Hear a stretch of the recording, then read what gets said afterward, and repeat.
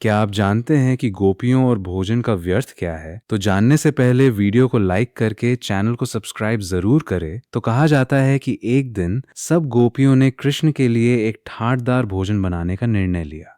अपने घरों के नित्य प्रति कार्य पूरे करने के उपरांत उन्होंने लगातार कई घंटे मेहनत करके अपने प्रिय कृष्ण के लिए उत्तम भोजन तैयार किया। घंटों की मेहनत के बाद उन्होंने बनाए गए भोजन को सुशोभित बर्तनों में परोसा और कृष्ण के पिता नंद राय के घर चलकर गईं।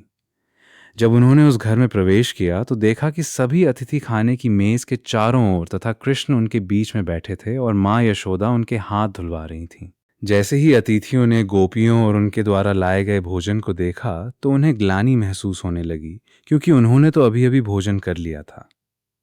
सबने सोचा कि अपनी मेहनत को व्यर्थ होते देखकर गोपियों का तो दिल ही टूट जाएगा, किंतु गोपियों की दृष्टि तो केवल भगवान कृष्ण पर थी और वे उनकी ओर ही देखे जा रही थीं। कुछ पलों के पश्चात उन्होंने अपने बर्तन नीचे रख दिए और कलात्मक रूप से अपने हाथ हिलाते हुए नृत्य करने लगीं।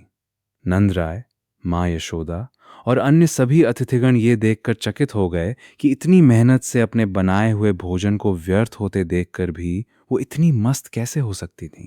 एक मेहमान ने हिम्मत करके गोपियों से उनकी प्रसन्नता का कारण पूछ ही लिया। गोपियों ने अपने उल्लासपूर्ण नृत्य को रोका और हंसते हुए कहा कि वे तो ये सोच रही थीं कि इतनी मेहनत से बनाए भोजन को ग्रहण करने के उपरांत कृष्ण के चेहरे पर जो तृप्ति का भाव आएगा वो कितना दिव्य होगा।